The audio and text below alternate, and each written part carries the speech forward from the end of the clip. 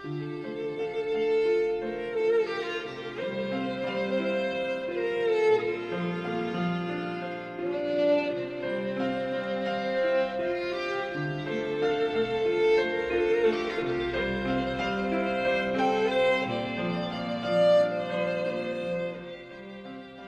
वालेकुम सामीन। प्रोग्राम अदबी संगत सां प्रोग्राम जो मेज़बान ऐं पेशकार जिब्रान ज़ेब अवां जी ख़िदमत में हाज़िर आहियां। उमीद कयूं था त अवां बिल्कुलु ठीकु ठाक हूंदो, ख़ैरत सां हूंदो। किताबनि सां चाह अवां जो तमामु घणे ज़माने खां, छाकाणि त अवां रेडियो पाकिस्तान जा प्रोग्राम ॿुधो था। केतिरनि ई प्रोग्रामनि में अवां खे किताबनि मां मदद वठणी पए थी। केतिरनि ई लिसनर्स जूं ज़ाती तौर ते लाइब्रेरियूं जुड़ियल आहिनि, जेको इंतिहाई बहितरीनु कमु आहे। किताब वाहिद दोस्त आहे जंहिंखां तव्हां हमेशह पराए सघो था, जंहिंखां तव्हां हमेशह कुझु न कुझु हासिलु करे सघो था। किताब उहो वाहिद दोस्त आहे जेको कॾहिं बि तव्हांखे अकेलो कोन छॾींदो। किताब उहो वाहिद दोस्त चई सघो था जंहिंखां अवां कुझु सिखी मुस्तक़बिल में अॻियां वधी सघो था। असांजा केतिरा ई लिसनर असांजा नाम्यारा शाइर आहिनि, कहाणीकार आहिनि, नावल निगार आहिनि, लिखनि पिया, पढ़नि पिया। इहो रेडियो पाकिस्तान खे हिकिड़ो एज़ाज़ु हासिलु आहे त रेडियो जे केतिरनि ई प्रोग्रामनि मां, केतिरनि ई सिलसिलनि मां असांजे लिसनर्स खे तमामु बहितरीनु मोट मिली, जंहिं सबबु अॼु हू सुठा हिकिड़ा शाइर आहिनि, सुठा कहाणीकार आहिनि। जनवरी महीनो हली रहियो आहे। 16 जनवरी ते असांखे जग मशहूर शाइर उस्ताद बुखारीअ जो जनमु ॾींहुं मिलियो। उस्ताद बुखारी जेको तमामु वॾो शाइर असां वटि रहियो, पर पंहिंजी तख़लीक़ुनि में, पंहिंजी शाइरीअ में हू हमेशह असां वटि ज़िंदा रहंदो। मां अक्सर प्रोग्रामनि में चवंदो रहंदो आहियां त जेके तख़लीक़कार उन में सभु अची वञनि था, कहाणीकार, शाइर। जेके तख़लीक़कार असां खां विछड़ी वञनि था, पर हू पंहिंजी तख़लीक़ुनि में सदाईं ज़िंदा रहनि था। मिसाल जे तौर ते तव्हां तारीख़ जो हवालो खणो, तारीख़ जा वर्क उथलायो, त तव्हांखे तख़लीक़ुनि पढ़ण सां महसूसु थींदो त कहाणीकार या शाइर या कंहिं बि सिन्फ़ ते उबूर हासिलु करण वारे लेखक जेतिरो पाण निभायो आहे, जंहिं तरीक़े सां हुन असांखे पंहिंजी तख़लीक़ ॾिनी आहे, जॾहिं जॾहिं हुनखे पढ़िजे थो तॾहिं हू तख़लीक़कार असां वटि ज़िंदा रहे थो। तख़लीक़कार कॾहिं मरणो कोन्हे ऐं तख़लीक़कार जी जाइ केरु ॿियो पूरे कोन सघंदो या भरे कोन सघंदो। अक्सर असां चवंदा आहियूं त ही कहाणीकार या को शाइर या को अदीब या कंहिं बि शोबे सां महारत रखण वारी शख़्सियत अगरि हक़ीक़ी जहान ॾे हलियो वञे थो, त असां सोचींदा आहियूं त इहो ख़ाल वरी कॾहिं भरबो, त इहो ख़ाल कॾहिं भरणो कोन्हे, छाकाणि त अयाज़ जहिड़ो शाइर असांखे वरी कोन मिलंदो जेको अयाज़ जो ख़ाल भरे। उस्ताद बुखारीअ जहिड़ो शाइर वरी असांखे न मिलंदो जेको उस्ताद बुखारीअ जो ख़ाल भरे। ही उहे माण्हू आहिनि, उहे अज़ीम माण्हू आहिनि जिन जो ख़ाल केरु भरे नथो सघे। तख़लीक़कार असांजे समाज जा उहे अहम माण्हू हूंदा आहिनि जेके पंहिंजी सोच सां, पंहिंजी सलाहियतुनि सां असांखे कुझु न कुझु ॾेई वेंदा आहिनि। तव्हां घणनि शाइरनि जी शाइरी पढ़ो, उन में असांखे तमामु घणो हिकिड़ो सबक़ु महसूसु थींदो आहे। हिकिड़ो शाइर कंहिं समाज जी अकासी करे थो, हिकिड़ो शाइर किथे मुआशिरे जी अकासी करे थो, किथे हू पंहिंजे इश्क़ ऐं मुहबत जी ॻाल्हि करे थो, किथे कहाणीकार समाज जो ज़िक्र करे थो त समाज में कीअं सुधारो आणिजे या कहिड़ा नवां लाड़ा आणे सघजनि था ज़िंदगीअ ॾांहुं। नाविल ॾांहुं अचूं था त दुनिया में सभ खां वधीक नाविल पढ़ियो वञे थो ऐं उनखां पोइ आत्मकथा, ऑटोबायोग्राफीज़ या यादगिरियूं पढ़ी वञनि थियूं।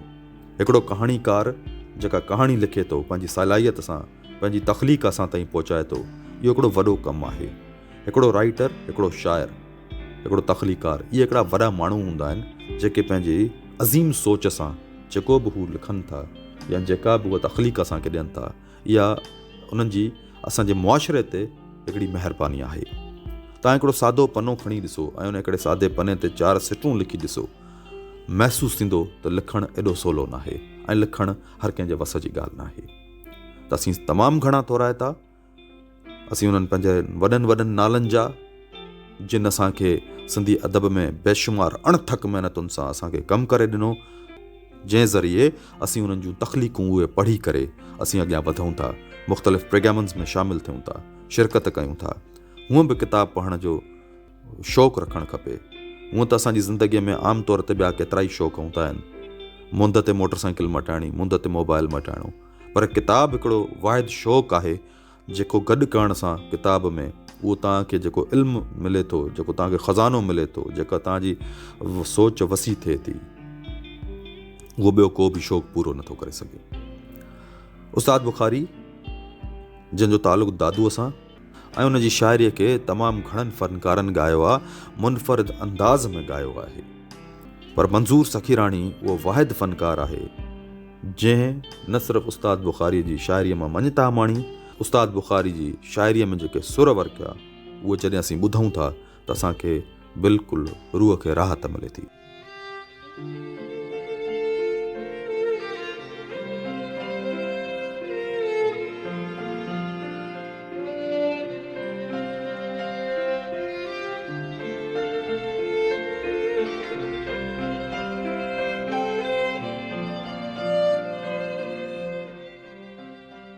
अॻिते वधूं था त 19 जनवरीअ ते शाइर कहाणीकार डॉक्टर अयाज़ क़ादरीअ जो ॾींहुं मिले थो। 19 जनवरी 1926 ते नामियारे शाइर कहाणीकार डॉक्टर अयाज़ क़ादरीअ जो जनमु थियो हो।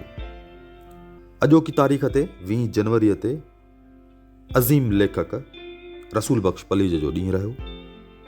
पंहिंजे इन ई अदबी सफ़र खे असां अॻियां खणी हलूं था त हिन जनवरी महीने में ई असांखे अब्दुल करीम गदाई साहब जो ॾींहुं मिले थो। 28 जनवरीअ ते अब्दुल करीम गदाई साहब जी वरसीअ जो ॾींहुं आहे। उन जूं 2 सिटूं आहिनि, नौजवान साथियो सिंध जा वारसो, साथ हलंदो रहे लाट ॿरंदी रहे। यकीनन अवां गदाई साहब खे पढ़ियो हूंदो। 29 जनवरीअ ते शेख अब्दुल रज़ाक राज साहब जो जनमु ॾींहुं मिले थो। सामीन, हिननि शख़्सियतुनि जो ज़िक्र करण जो मक़सदु मुंहिंजो सिर्फ़ु इहो हूंदो आहे त असीं जंहिं वक़्त मां गुज़रूं था, जंहिं ॾींहं तां असीं गुज़रूं था, त असीं हिननि पंहिंजनि शाइरनि, अदीबनि, लेखकनि खे यादि कंदा हलूं। कॾहिं कॾहिं त किन प्रोग्रामन्स में हिननि खे यादि कयो वञे थो, पर घणे क़दुरु हिननि खे विसारियो वियो आहे। असांजी कोशिशि आहे त रेडियो पाकिस्तान हैदराबाद जे हिन प्रोग्राम अदबी संगत मां असीं हिननि पंहिंजनि अदीबनि खे भरपूर भेटा पेश कयूं।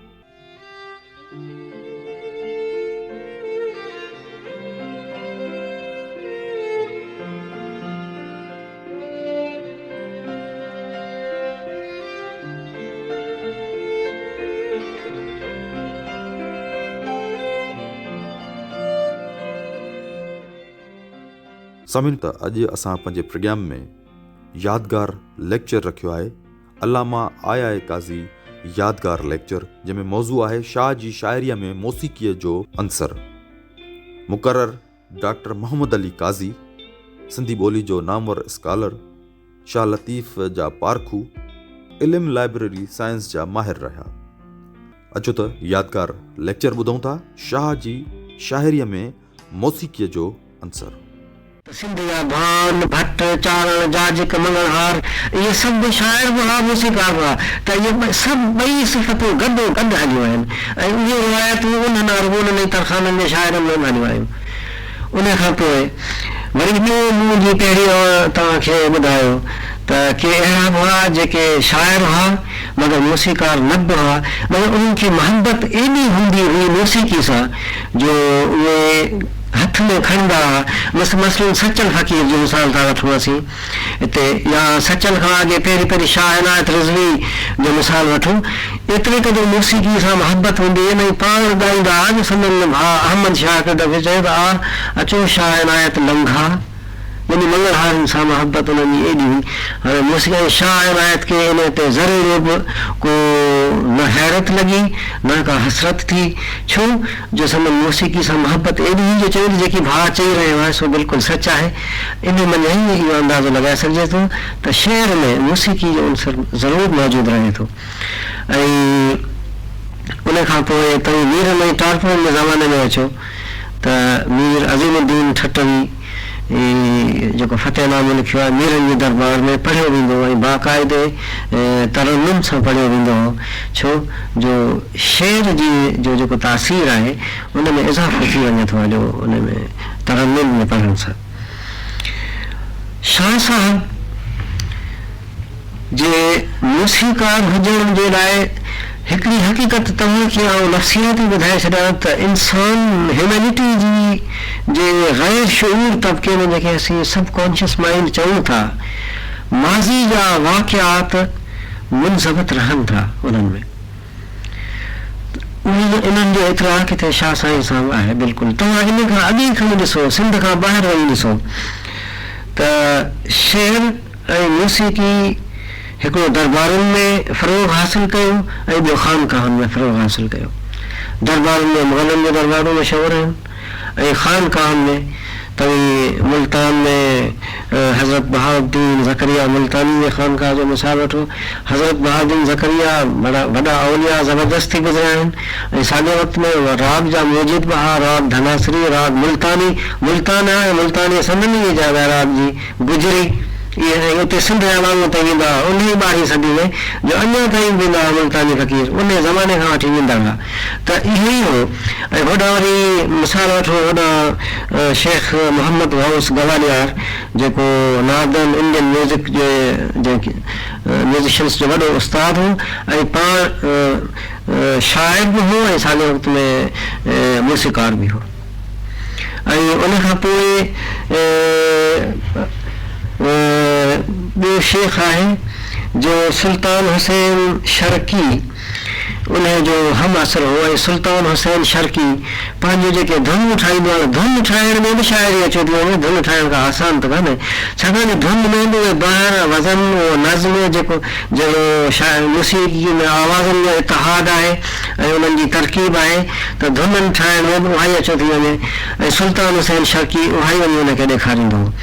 बहरहाल उन खां पोइ उनजो पुटु अहिड़ी तरह सां ख़ानकाहनि में ईअं रहियो आहे। शाह साहब जी ख़ानकाह में बि ईअं ई थियो आहे।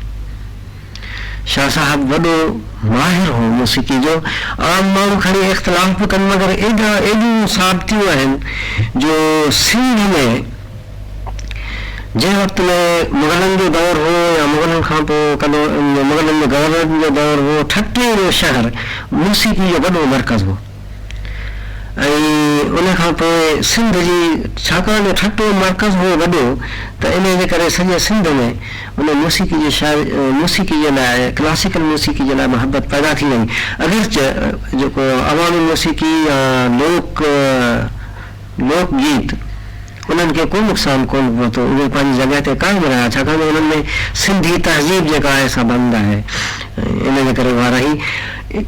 शाह साहब अवामी क्लासिकल मौसीक़ी के शाह साहब जो कमाल इहो आहे जो क्लासिकी मौसीक़ी खे अवामी मौसीक़ी जे रंग में आंदो अथसि। आम तरह अवामी मौसीक़ी खे क्लासिकी मौसीक़ी में आंदो वेंदो आहे मगर शाह साहब वरी इन सां गॾु क्लासिकल मौसीक़ी खे बि अवामी मौसीक़ी में वठी आयो आहे ऐं संदन रिसाले में दास्तान जेके आहिनि लॻल उन में क्लासिकल मौसीक़ी सां गॾु देसी रागनि सां गॾु क्लासिकल रागनि जा बि नाला आयल आहिनि। उन मां तव्हां अंदाज़ो लॻाए सघो था त बग़ैर ॼाण जे इहे केरु कोन करे सघंदो पर छाकाणि जो खेल अवाम जो घणो रुझान हो इन जे करे संदन गायकी संदन ख़ानकाह ते जेका गायकी थींदी हुई उन जो अंदाज़ अवामी मौसीक़ी जो अंदाज़ हो। बाक़ी खेल क्लासिकी मौसीक़ी जी ॼाण हुई दहली जा गवाया वटि ईंदा हुआ बेतशाह ते।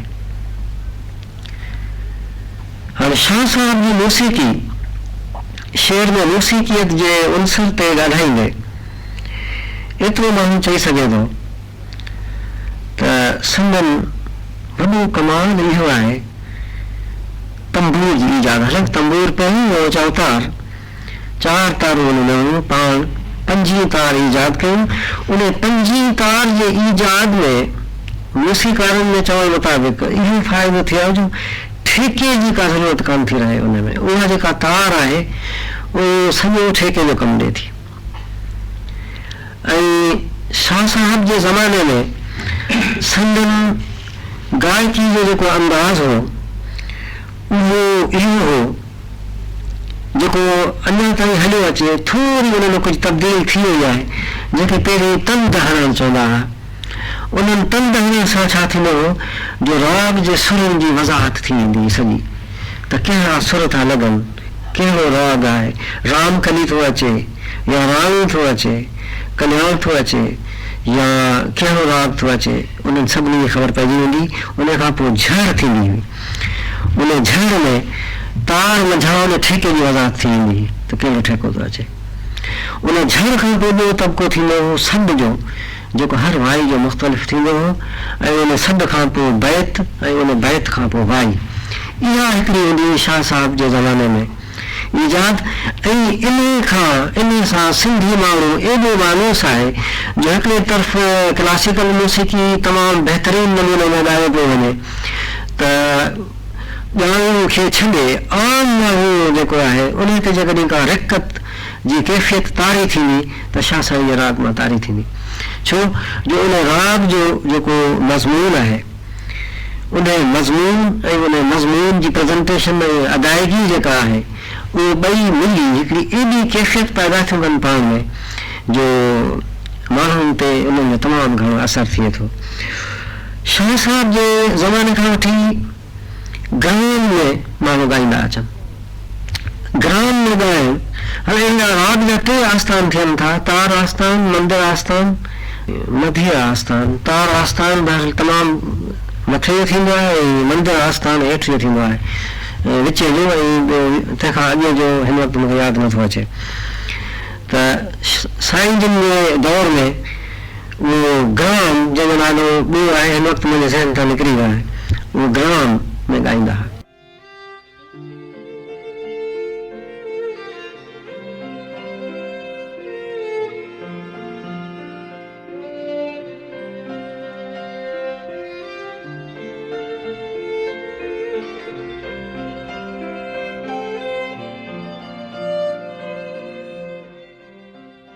सामीन लेखक अदीब इहे हिकिड़ा अज़ीम इंसान थियनि था असांजे मुआशिरे जा, असांजे समाज जा।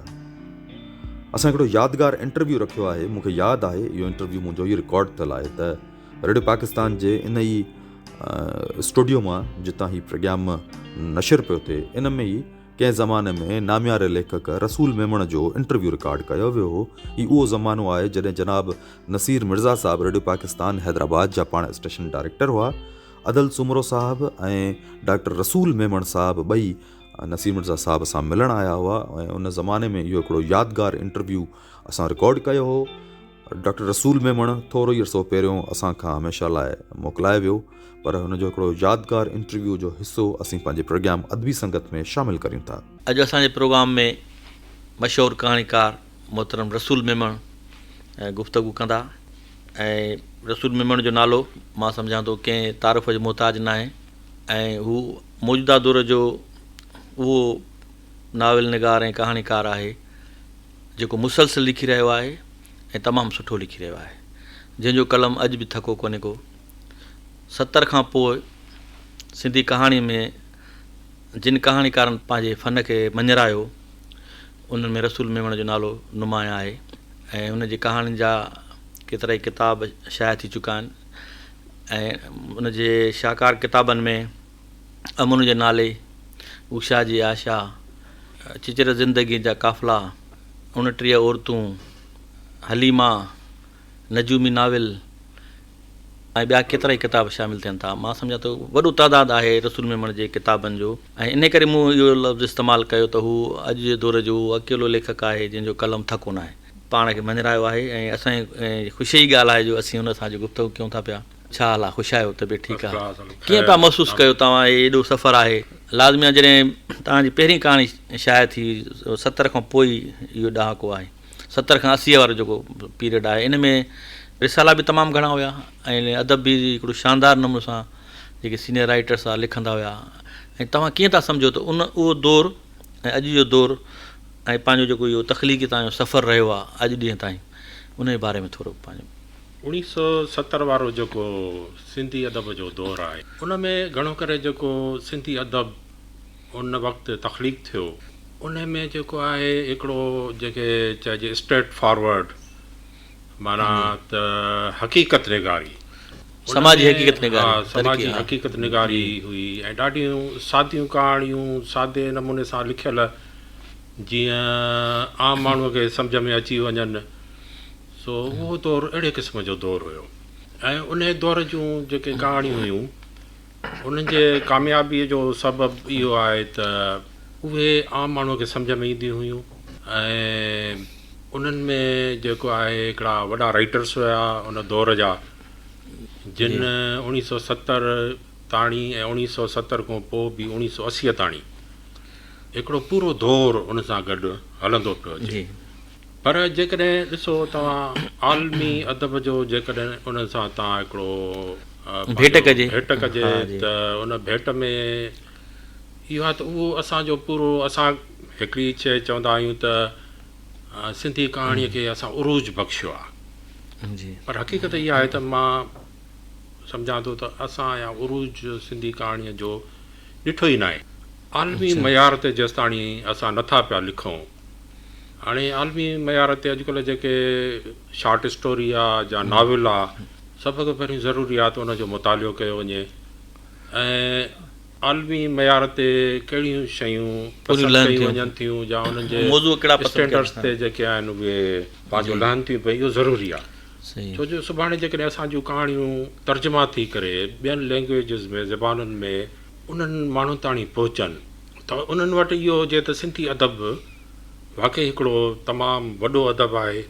ऐं सो असांखे जेके आलमी मयार आहिनि उन्हनि मयारनि खे साम्हूं बि रखिणो पवंदो, जंहिंमें सिर्फ़ु हक़ीक़त निगारी न आहे पर अलामत निगारी आहे, जंहिंमें जेके सिम्बोलिज़म चयो वञे थो पियो, सीरियलिज़म आहे, एब्स्ट्रैक्ट क़िस्म जूं कहाणियूं आहिनि उहे आहिनि, ऐं पंहिंजो मैजिकल रियलिज़म जेका कहाणियुनि में नज़र अचे थी पई आलमी मयार ते, उहो इहे अंसर बि उन्हनि में विझणु ज़रूरी आहिनि। जीअं तव्हांजे मतिलबु जीअं चओ था त माना इहे तजुर्बा असां वटि न थिया अहिड़ा न असां वटि जीअं छा त हिकिड़ो दौरु अहिड़ो हुयो त उते जीअं समाज जी हक़ीक़त निगारी, उन खां अलावा प्रोग्रेसिव लिटरेचर जेकी मिसाल उन दौर जा राइटर हुया, ख़ासि तौर उन्हनि जी लिखण जो वॾो असरु हो ऐं तव्हां महसूसु कयो था त उन दौर में कुझु जीअं तव्हां चओ त उन मयार जे असां न ॾेई सघिया आहियूं, पर मां सम्झां थो उन ज़माने उन दौर में काफ़ी वॾा कहाणीकार हुया जिन पाण खे मञरायो। न बिल्कुलु तव्हांजी ॻाल्हि बिल्कुलु, मिर्ज़ा नादिर बेग, वरी उन खां पोइ अयाज़ क़ादरी, जमाल अबड़ो, रब्बानी, ॾाढा सोशल मौज़ू हुया। इहे एक्सेप्शन्स आहिनि जेके तव्हां नाला खणो पिया, त असांजा जेके इहे पुराणा राइटर्स आहिनि जिन जा तव्हां नाला खयां, इहे वाक़ई उन कैलिबर जा। पोइ उन खां पोइ ॿियो दौर बि आयो, माना ॿिया कहाणी रशीद भट्टी, नसीम करला, सुमेरा नसीम करला आहे। हाणे इहो छा जो हिकिड़ो पूरो दौर आहे जंहिं वटि अमर जलील आहे। अमर जलील वरी थोरो मुख़्तलिफ़ आहे, छो जो अमर जलील वटि पंहिंजो हिकिड़ो अहिड़ो मवादु आहे जेको एंटरटेनिंग आहे, माण्हुनि खे नयो रीडर जेको आहे नओं रीडर जॾहिं हुनखे पढ़े थो पियो त हुनजी मंज़र निगारीअ मां, हुनजे डायलॉग्स मां ऐं हुन में जी जेका पंहिंजो हिकिड़ो मज़ाही आंसर आहे या तंज़िया अंदाज़ आहे, उहो ॾाढो उनखे मुतासिर करे थो पियो नौजवान खे। हुन जूं कहाणियूं उन लिहाज़ खां ॾाढी मुख़्तलिफ़ आहिनि। सो असां बि जॾहिं लिखणु शुरू कयोसीं सभ खां पहिरियों अमर जलील ई मुतासिर कयो। जेको आहे हिकिड़ो वॾो कहाणीकार ऐं काफ़ी असांजे नौजवाननि कोशिशि कई त उनजे तरीक़े खे, उनजे तर्ज़ खे असां जेको आहे पंहिंजो कयूं ऐं उन असां कहाणी जेकर उन वांगुरु लिखी सघूं।